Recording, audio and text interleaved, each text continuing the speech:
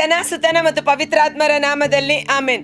ನಮ್ಮೊಳಗೆ ವಾಸಿಸುವ ಪಾವನಾತ್ಮರೇ, ಈ ಜೀವನ ನಡೆಸಿರಯ್ಯ ನಿಮ್ಮ ಚಿತ್ತದಂತೆ. ನಮ್ಮೊಳಗೆ ವಾಸಿಸುವ ಪಾವನಾತ್ಮರೇ, ಈ ದಿನವೂ ನಡೆಸಿರಯ್ಯ ನಿಮ್ಮ ಚಿತ್ತದಂತೆ. ಎಲ್ಲಿಗೋಗಬೇಕು, ಏನು ಮಾಡಬೇಕು, ತಿಳಿಸಿಕೊಡಿ ಪಾವನಾತ್ಮರೇ.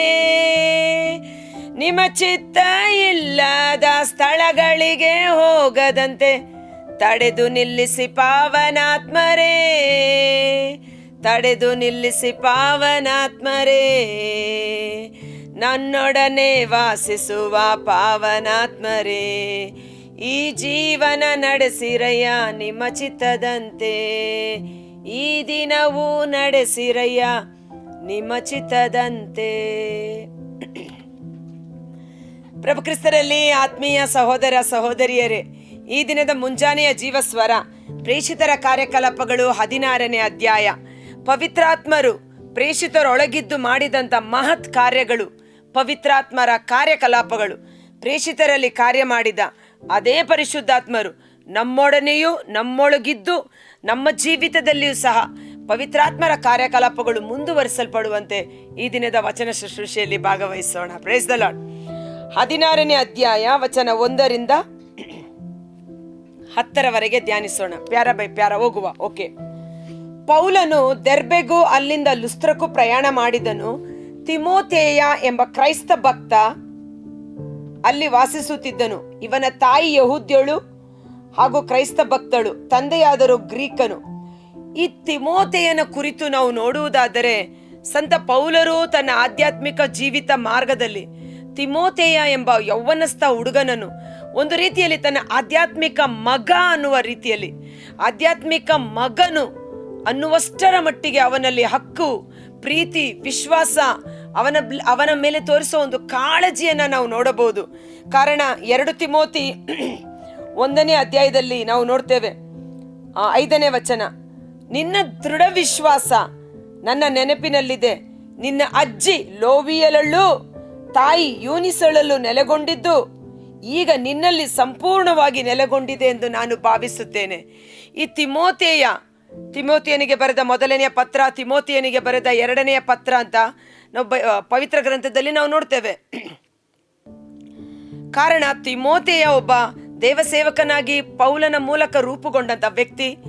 ಅವನನ್ನ ಬಲಪಡಿಸಿದರೆ ಆತನು ಹೋಗಿ ಸೇವೆ ಮಾಡುವ ಸ್ಥಳಗಳಲ್ಲಿ ಅಥವಾ ಆತನೊಟ್ಟಿಗೆ ಸಭೆ ಸೇರುವ ಒಂದು ಪ್ರಾರ್ಥನಾ ತಂಡ ಸಭೆಯನ್ನು ತಿಮೋಥೆಯನು ಸತ್ಯದ ದಾರಿಯಲ್ಲಿ ಮುನ್ನಡೆಸಿಕೊಂಡು ಹೋಗಲು ಶಕ್ತನಾಗುತ್ತಾನೆ ಎಂದು ತಿಮೋಥೆಯನನ್ನು ಹೆಚ್ಚು ಹೆಚ್ಚು ಬಲಪಡಿಸಿ ಅವನಿಗೆ ಉತ್ತೇಜನ ಕೊಡುವ ರೀತಿಯಲ್ಲಿ ಆ ತಿಮೋಥೆಯನಿಗೆ ಬರೆದ 1ನೇ ಪತ್ರ 2ನೇ ಪತ್ರ ಒಂದು ಪ್ರೋತ್ಸಾಹ, ಒಂದು ಉತ್ತೇಜನ, ಒಂದು ಶಿಸ್ತು, ಒಂದು ಸಂಯಮ. ಈಗ ತಾನೇ ಸೇವೆಯಲ್ಲಿ ಬೆಳೆಯುತ್ತಿರುವ ಒಂದು ಮಗು, ಅವರು ಹೇಗೆ ಫೌಂಡೇಶನ್ ಅಡಿಪಾಯ, ಆಧ್ಯಾತ್ಮಿಕ ಜೀವನದ ಅಡಿಪಾಯ ಸರಿಯಾಗಿ ಹಾಕಿದ್ರೆ, ತಳಹದಿ ಸರಿಯಾಗಿ ಹಾಕಿದ್ರೆ ಆ ಕಟ್ಟಡ ಭದ್ರವಾಗಿ ನಿಲ್ಲುತ್ತದೆ ಎಂದು ತಿಮೋಥೆಯನ ಜೀವಿತದಲ್ಲಿ ಪೌಲರು ಮಹತ್ವದ ಕಾರ್ಯಗಳನ್ನ ನೀಡುತ್ತಾ ಆತನನ್ನು ಬಲಪಡಿಸುವುದನ್ನು ನಾವು ನೋಡುತ್ತೇವೆ. ಓಕೆ. ಪೌಲನು ತಿಮೋಥೆಯನನ್ನು ತನ್ನೊಡನೆ ಕರೆದುಕೊಂಡು ಹೋಗಲು ಅಪೇಕ್ಷಿಸಿದನು. ಅದೇ ರೀತಿಯಲ್ಲಿ ಇವತ್ತು ದೇವಸೇವಕರುಗಳು ದೇವರು ನಿಮಗೆ ಕೊಡುವ ಮಕ್ಕಳನ್ನ, ಅಂದರೆ ಕುಟುಂಬದ ಮಕ್ಕಳನ್ನ ನಾವು ಹೇಗೆ ಪಾಲನೆ, ಪೋಷಣೆ, ತಿದ್ದುವಿಕೆ ಮಾಡಿ ಸತ್ಪ್ರಜೆಗಳಾಗಿ ಅವರನ್ನು ಮುನ್ನಡೆಸುತ್ತೇವೋ, ಅದೇ ರೀತಿ ಆಧ್ಯಾತ್ಮಿಕವಾಗಿ ದೇವರು ನಮಗೆ ಕೊಡುವ ಮಕ್ಕಳನ್ನು ಸಹ ಅವರ ಮೇಲೆ ದೊರೆತನ ಮಾಡಬೇಡಿ, ಅವರ ಮೇಲೆ ಅಧಿಕಾರ ಚಲಾಯಿಸಬೇಡಿ, ಬದಲಿಗೆ ಪ್ರೀತಿಯಿಂದ ಅವರನ್ನು ಪೋಷಿಸಿ ಮುಂದೆ ಅವರು ದೊಡ್ಡ ಸೇವಕರುಗಳಾಗುವಂತೆ ಮಾರ್ಪಡಿಸಿರಿ ಎಂಬುದಾಗಿ.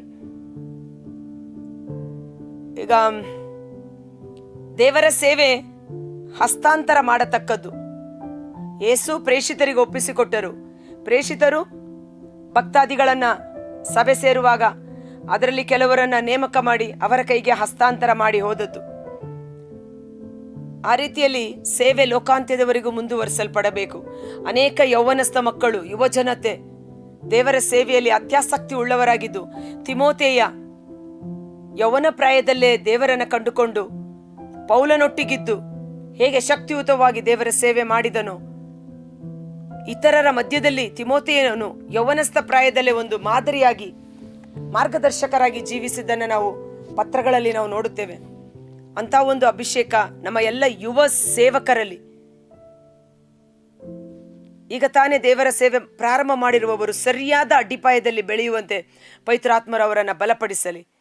ತಿಮೋಥೆಯನ ಒಂದು ಆಧ್ಯಾತ್ಮಿಕ ಜೀವನಕ್ಕೆ ಪೌಲನು ಒಂದು ಆಧ್ಯಾತ್ಮಿಕ ತಂದೆಯಾಗಿದ್ದು ಆತನ ಜೀವಿತವನ್ನ ರೂಪಿಸಿದ ರೀತಿಯಲ್ಲಿ ಇವತ್ತು ನಮ್ಮೆಲ್ಲರಿಗೂ ಒಬ್ಬ ಆಧ್ಯಾತ್ಮಿಕ ಗುರು ಅಥವಾ ಆಧ್ಯಾತ್ಮಿಕ ತಂದೆ, ಆಧ್ಯಾತ್ಮಿಕ ತಾಯಿಯಾಗಿದ್ದು ನಮ್ಮನ್ನ ರೂಪಿಸಲು, ನಮ್ಮನ್ನ ಮುನ್ನಡೆಸಲು ನಮಗೂ ಸಹ ಅದರ ಅವಶ್ಯಕತೆ ಇದೆ ಎಂದು ಅರಿತುಕೊಂಡು ನಿಮಗೆ ದೇವರು ಕೊಟ್ಟಿರುವ ದೇವ ಸೇವಕರುಗಳಿಗೆ ವಿಧೇಯರಾಗಿರಿ. ಓಕೆ,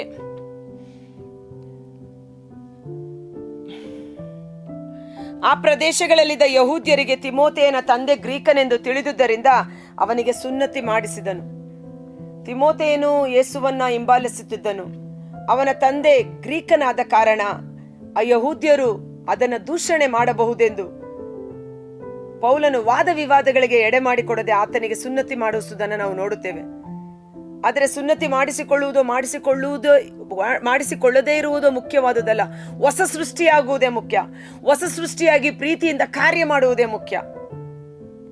ಆದರೂ ಆ ಊರಿನ ಜನರಲ್ಲಿ ಅವರನ್ನು ಒಲಿಸಿಕೊಳ್ಳಲು ಈ ವಾದ ವಿವಾದ ಭಿನ್ನಾಭಿಪ್ರಾಯ ಜಾಸ್ತಿ ಆಗಬಾರದೆಂಬ ಕಾರಣದಿಂದ ಒಂದು ವಿವೇಚನಾ ಕೃಪೆಯಿಂದ ಓಕೆ ಎಂದು ಅವರ ತಂದೆಗೆ ಸುನ್ನತಿ ಮಾಡಿಸುವುದನ್ನು ನಾವಿಲ್ಲಿ ನೋಡುತ್ತೇವೆ. ಊರಿಂದ ಊರಿಗೆ ಪ್ರಯಾಣ ಮಾಡುತ್ತಾ ಜೆರುಸಲೇಮಿನಲ್ಲಿದ್ದ ಪ್ರೇಷಿತರು ಸಭಾಪ್ರಮುಖರು ನಿರ್ಧರಿಸಿದ ನಿಯಮಗಳನ್ನು ಭಕ್ತರಿಗೆ ಬೋಧಿಸುತ್ತಾ ಅವುಗಳನ್ನು ಪಾಲಿಸುವಂತೆ ಹೇಳಿದರು. ಹೀಗೆ ಕ್ರೈಸ್ತ ಸಭೆಗಳು ವಿಶ್ವಾಸದಲ್ಲಿ ದೃಢಗೊಂಡು ಭಕ್ತರ ಸಂಖ್ಯೆ ದಿನದಿಂದ ದಿನಕ್ಕೆ ಬೆಳೆಯತೊಡಗಿತು. Price the lord. ಈ ಒಂದು 16ನೇ ಅಧ್ಯಾಯ ವಚನ 1-5 ನಾವು ನೋಡುವುದೇನೆಂದರೆ, ಪೌಲ ಮತ್ತು ತಿಮೋಥೆಯ ಆಧ್ಯಾತ್ಮಿಕವಾಗಿ ಒಂದು ತಂದೆ ಮತ್ತು ಮಗನ ಸತ್ಸಂಬಂಧದಲ್ಲಿ ಬೆಳೆದು ಬರುವಂಥದ್ದು. ಅವನ ತಾಯಿ ಅವರಲ್ಲಿದ್ದ ವಿಶ್ವಾಸ, ಅಜ್ಜಿಯಲ್ಲಿದ್ದ ವಿಶ್ವಾಸ, ನಿನ್ನಲ್ಲಿ ನಾನು ಕಾಣುತ್ತೇನೆ ಎಂದು ಸಂತ ಪೌಲ ಹೇಳುವುದಾದರೆ, ಆ ಮಗುವನ್ನ ಆಧ್ಯಾತ್ಮಿಕವಾಗಿ ಬೆಳೆಸಲು ಅವರ ತಾಯಿ ಮತ್ತು ಅಜ್ಜಿಯ ಪಾತ್ರ ಎಂತಹುದೇ ಎಂದು ನಾವು ಇಲ್ಲಿ ಕಂಡುಕೊಳ್ಳುತ್ತೇವೆ. ಸೊ ಇವತ್ತು ಚರ್ಚ್ಗಳಲ್ಲಿ ನಮಗೆ ಕ್ಯಾಟೆಕಿಸಮ್ ಕ್ಲಾಸ್ ಇರುತ್ತೆ, ಧ್ಯಾನಕೂಟಗಳು ನಡೆಯುತ್ತೆ, ಮಕ್ಕಳು ಗಲಾಟೆ ಮಾಡ್ತಾರೆ, ಮಕ್ಕಳು ಓದಬೇಕು, ಮಕ್ಕಳು ಕಾಲೇಜ್ಗೆ ಹೋಗ್ಬೇಕು, ಟ್ಯೂಷನ್ಗೆ ಹೋಗ್ಬೇಕು. ಅವರನ್ನು ನಾವು ಆಧ್ಯಾತ್ಮಿಕ ಚಟುವಟಿಕೆಗಳಲ್ಲಿ ಭಾಗಿಗಳಾಗದೆ ಇದರಲ್ಲೇ ನಾವು ತಲ್ಲೀನರಾಗಿ ಮಾಡಿಬಿಟ್ಟರೆ ಅವರ ವಿಶ್ವಾಸ ಹೇಗೆ ಬಲ ಹೊಂದಲು ಸಾಧ್ಯ? ಗಿಡವಾಗಿ ಬಗ್ಗದ್ದು ಮರವಾಗಿ ಬಗ್ಗೀತೆ. ಆದ ಕಾರಣ ಅವರ ಒಂದು ಸಣ್ಣ ಪ್ರಾಯದಲ್ಲೇ ಸಮುವೇಲನು ಬಾಲಕನಾಗಿರುವಾಗಲೇ ದೇವರ ಆಲಯದಲ್ಲಿ ಬಲಿಪೀಠ ಸೇವೆಗಾಗಿ ಮೀಸಲಾಗಿಸಲ್ಪಟ್ಟ. ದೇವರು ಸಣ್ಣ ಪ್ರಾಯದ ಮಗು ಸಮುವೇಲನೊಟ್ಟಿಗೆ ಮುಖಾಮುಖಿಯಾಗಿ ಮಾತನಾಡಿ ಏಲಿ ಯಾಜಕನ ಕುಟುಂಬದ ಬಗ್ಗೆ ದೊಡ್ಡ ಪ್ರವಾದನೆಯನ್ನು ಆ ಮಗುವಿನೊಟ್ಟಿಗೆ ಮಾತನಾಡಿದರು. ಸಮುವೇಲನು ಒಬ್ಬ ದೊಡ್ಡ ಪ್ರವಾದಿಯಾಗಿ ಬೆಳೆದು ಅವನ ಬಾಯಿಂದ ಹೊರಟು ಬಂದ ಯಾವ ಪ್ರವಾದನೆಯೂ ವ್ಯರ್ಥವಾಗಿ ನೆಲಕ್ಕೆ ಬೀಳಲಿಲ್ಲ. ದೇವರು ಶಕ್ತಿಯುತವಾಗಿ ಸಮುವೇಲನನ್ನು ಉಪಯೋಗ ಮಾಡಿದರು. ಇವತ್ತು ನಮ್ಮ ಯುವ ಜನತೆ, ಶಾಲಾ ಕಾಲೇಜುಗಳಲ್ಲಿ ಓದುತ್ತಿರುವ ವಿದ್ಯಾರ್ಥಿಗಳು, ಅವರಿಗೆ ವಿದ್ಯಾಭ್ಯಾಸ ಎಷ್ಟು ಮುಖ್ಯವೋ ಅಷ್ಟೇ ಆಧ್ಯಾತ್ಮಿಕವಾದ ಜ್ಞಾನ, ದೈವಿಕ ಶಿಕ್ಷಣ, ಕ್ಯಾಟೆಕಿಸಮ್ ಕ್ಲಾಸು, ಧ್ಯಾನ ಕೇಂದ್ರ, ಧ್ಯಾನಕೂಟಗಳಲ್ಲಿ ಭಾಗವಹಿಸುವುದು, ಪ್ರಾರ್ಥನೆಯ ಜೀವನ, ಪ್ರತಿದಿನ ಬೈಬಲ್ ಓದುವುದು.